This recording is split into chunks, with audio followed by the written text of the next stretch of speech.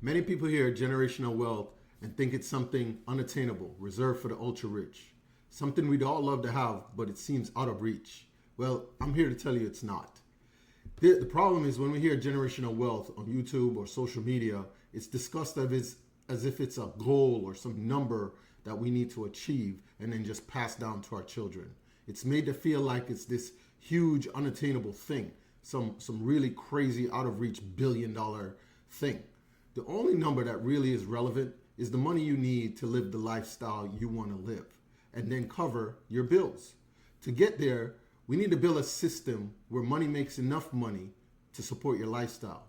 The money that you've already earned is now going to make more money for you and continue to do that so that it can cover your bills and then set that system up to keep growing for your entire family and the generations to come. This is a very different way to think about generational wealth. And what you'll find that is the number that you need is much, much, much more achievable than you ever thought. I'm the St Yardie, and today we're talking about how to build real generational wealth from the ground up. Hopefully, by the end, you will realize that the number you need is much closer than you think, so let's jump right in. When you hear about generational wealth, there's usually some crazy number behind the conversation. For example, I need $10 million. Once I have that, I can then pass it down and the family will be good forever. But that's not what real generational wealth is about. Generational wealth is not a number. It's a system, because the question is not about how much money you can leave. The real question is, can the money last for multiple generations? You then have to ask, how do I build a machine that keeps growing, keeps paying, and keeps funding the next generation and the ones to follow them? Generational wealth is not just leaving a large account behind. It's a large account can disappear if there's no system to keep it going. Real generational wealth is a structure. It owns productive assets. It has rules for when money is invested, when money is spent, and how the next generation gets educated. That means the goal is to keep the engine going. So let's define generational wealth. It's a wealth that lasts forever, structured so that the principal is never depleted and each generation can live off the proceeds of the fund. It lasts into perpetuity, which is our big word of the day. It is set up such that the principal grows and allows the fund to compound over time in such a way that we can cover our bills, protect the principal, and ensure a system that will live on. Finally, it has the assets to produce income enough to take care of the family. The blueprint for building generational wealth is already laid out. We see it in these two families that we have here, the Rockefellers, from Standard Oil to building a family foundation that allows the system that pays their kids, their grandkids, and beyond from a generational fund called the Family Foundation. This is what we're going to be looking to build today. Generational wealth is a system built to outlive any one generation and survive all market cycles over time. Hilton did the same thing, and they built their family foundation such that the family can fund itself as well as fund other philanthropic efforts. So today, it is your turn to build your family foundation for your family. We don't need billions to do this like you see with the Hiltons and the Rockefellers. We just need a plan and a system that will grow with our family over time. As I said, we don't need billions, or for some of us, we don't even need millions necessarily. We just need a plan that will allow our money to grow enough to support our lifestyle and that of the generations to come. This just takes proper planning and execution. The number is not the goal. No matter how big of a number you have, there's always one major enemy of your financial freedom, and that is inflation. Inflation will be slow and methodical. It will slowly kill your buying power as time goes on. The compounding from that inflation will work against you, very similar to the way interest payments on a credit card works against your financial future. So let's take a look at some real numbers. Inflation has been a solid 4% over the years since 1971 when the US got off of the gold standard. Back then, when we were on the gold standard, you could exchange US dollars for actual gold. Today, the price of those same goods that we might have bought back then are now 8 times what they were back then. The CPI, which is the Consumer Price Index, is also up 700+%. This is all kind of showing you that the compounding of the 4% is really working against you. So let's take a look and see what this 4% really means for your buying power and the strength of your dollar as you've saved all your money. If you're just saving and your money isn't growing, inflation is eating it alive. Here's what $1 million is really worth over time with 4% inflation. Each year, you are losing buying power. If you notice, by year 20, your buying power is cut in half, meaning things are costing double what they did when you started. Your money now has to stretch twice as much as it used to. Going down this path, the money will certainly run out. The sad thing is that the financial advisors out here are promoting you living on retirement based on a 4% return on your money. It means that you're going to need a larger nest egg as inflation builds because you won't have enough money to go forward. Why do they do this? They do this because they get paid on all the money you leave on the table when you let these funds manage your money. We're going to talk about that in a second and why their little trap is no longer a problem for you after this session. Following their plan will not create generational wealth by any means for you or your family.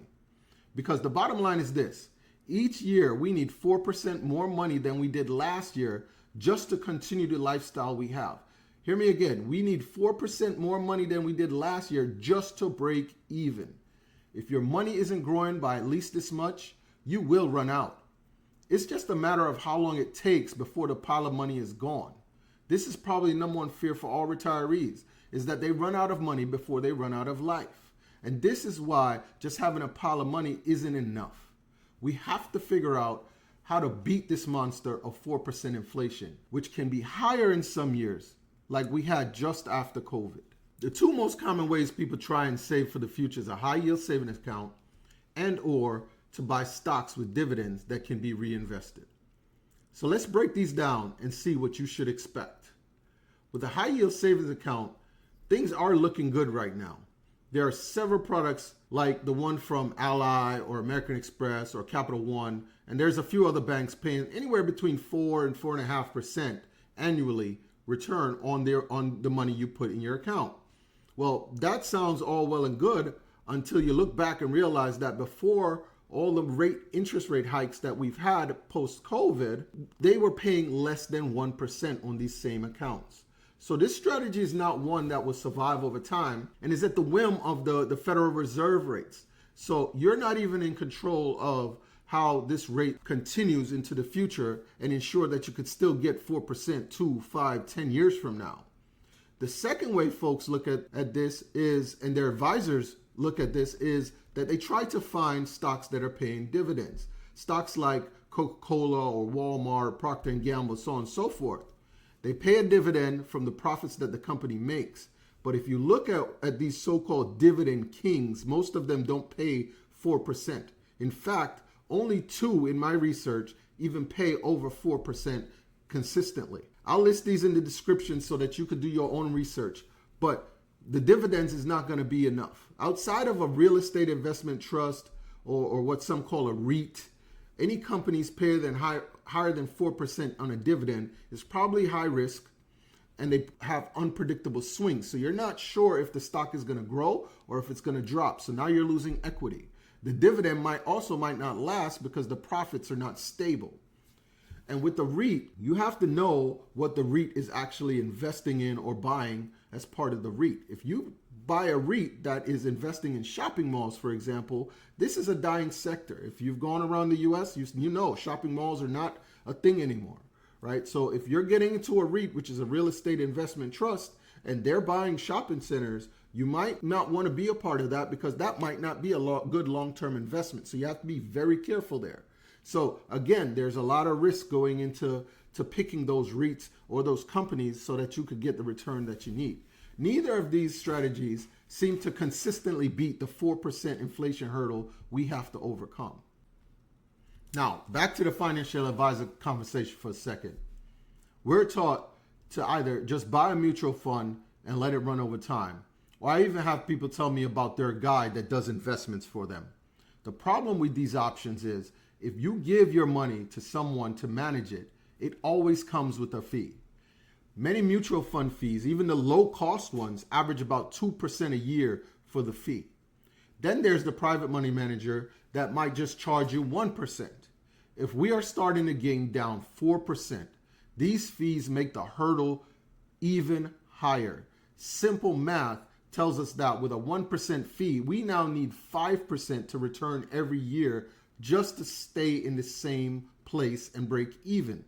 Why make it harder for yourself? The other thing is, over time, most of these money managers don't beat this hurdle consistently. In fact, 95% of these money managers over a 10 or 20 year period will not beat this hurdle consistently. And to make matters worse, they get paid even in the years when they lose your money.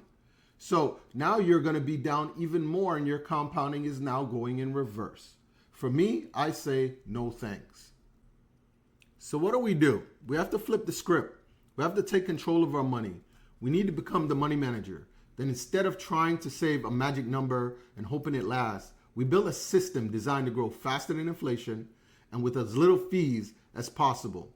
Keep it in mind, the minimum hurdle rate is not 0, it's 4%. We are starting 4% behind the 8 ball. Our generational wealth system needs productive assets, rules, and a way to keep compounding working for us to consistently beat this 4% hurdle. We can do this ourselves and not pay someone to do a worse job. First thing we must do is find a way to take advantage of the market. We need something that can generate the returns needed to beat inflation, grow our account, and outlast any market condition no matter what. For that, we need to study history.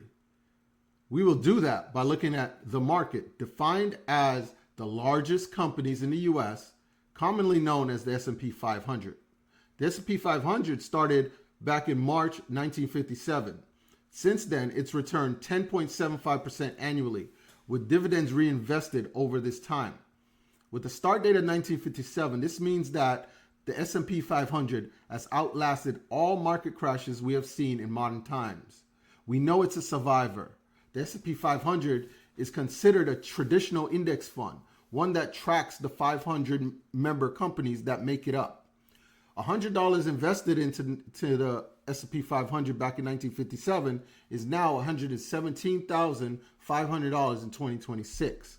This is how using time and smart instruments allows us to build generational wealth that lasts forever. Now that we know we have a way to beat inflation consistently over time, let's put some strategies to work. So let's look at 2 ways we can make this happen for ourselves. If we buy the entire market, we're diversifying and tying our success to the success of the largest and best companies in the US market, which is the best financial market in the world. So we'd be investing into strength. To do so, we want to choose a low-cost instrument that will allow us to buy the entire market at once. These are typically called traditional index funds. The 2 we're going to look at are, in my opinion, the best choices to solve the problems we've been discussing, which is beating inflation and growing our money. So let's compare them. The first is SPY. It is the most common and popular way to invest in what we've been calling the market, the top 500 companies in the US. It trades with the highest volume of any instrument or shares on the market today. It's readily available to invest, so we can get in there and get out at any time we choose to. Because it tracks the S&P 500, it returns the same 10.75 annual compounded return that we just discussed. The VOO, which is our other option, started in 2010. It also tracks the S&P 500, but boasts a whopping 14.9% return a year. Now, this number is amazing, and it means our money will double every 5 years. But this return is also distorted because of when this fund was started. Being that it started in 2010, it missed the dot-com crash, and it also missed the 2008 world financial crisis. So we should still plan for 10.75% over the longer term. But given where we're starting today in 2026, we have both of these funds at our disposal. So what's the difference, and how do we choose between the 2? It all comes down to the simple cost of owning these ETFs. SPY has an expense ratio of 0.95% per year. This is very, very small. While this number is super small, well in our range of acceptable expenses for a fund, the VOO has the expense ratio of 0.03%, which means it's 1/3 the cost of SPY, which also means we get to keep more of our money. The first plan is then simple. We buy VOO regular and consistently and hold it over time till we can live on the dividends. This is the easy button because it's proven, it's diversified, and can be automatic. And more importantly, it beats inflation. So if you don't have time to do company research or study markets, then this is a great place to be over the long haul. The market success will be your success. And more importantly, your money will grow faster than inflation. The second plan, if you have time to study companies and choose stocks, is to invest in wonderful companies that are undervalued and buy them when they're on sale. They must have a durable moat, good management, a durable competitive advantage, aka a monopoly, and a clear path to growth over the next 5 to 10 years. Durable means they have staying power. They have survived the market events over time. Can they survive a COVID or a 2008 style crash? Can they keep competitors at bay? Can they survive a bad industry or bad company choice? Maybe they picked a bad CEO. Can they recover from that easily and obviously? And then keep producing cash as those events are happening.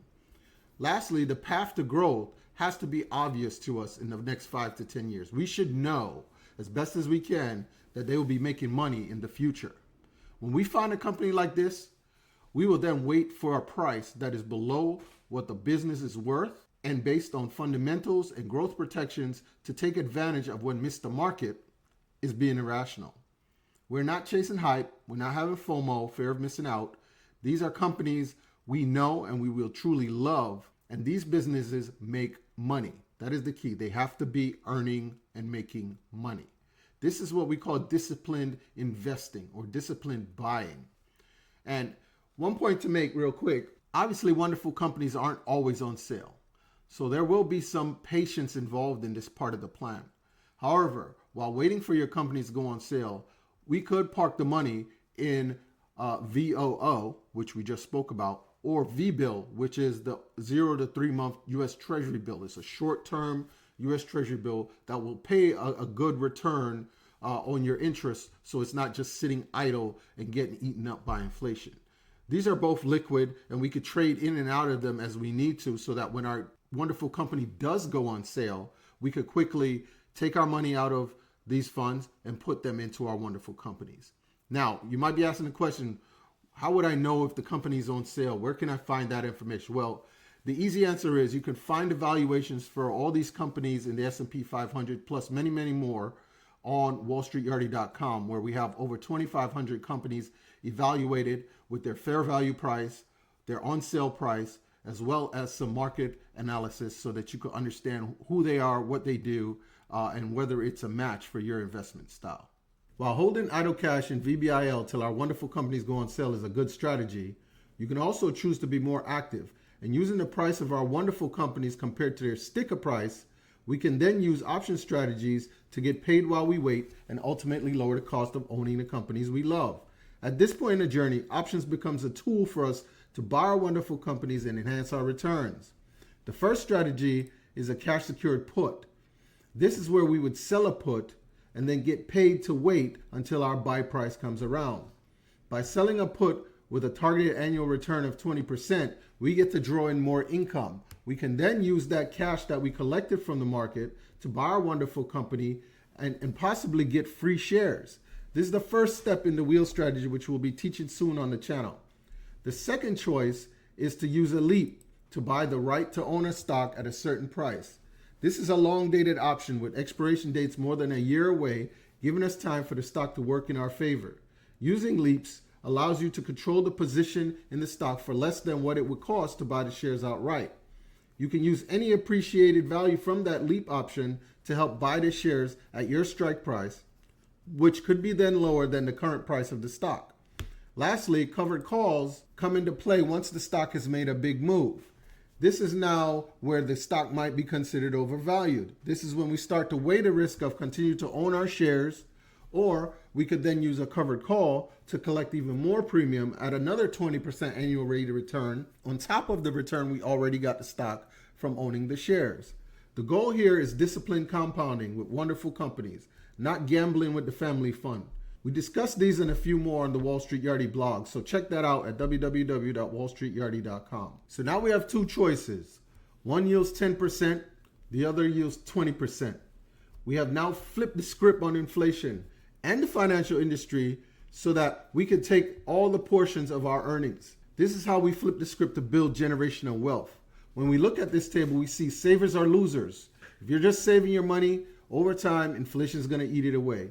Starting with $10,000 and looking at the saver and the two plans side by side, we see the same money have wildly different outcomes. If you can study and execute the plans we just talked about, your money should never run out. The table only shows a one-time $10,000 investment in this example, and the number grows even faster as you continue to invest and add to the funds in the early years.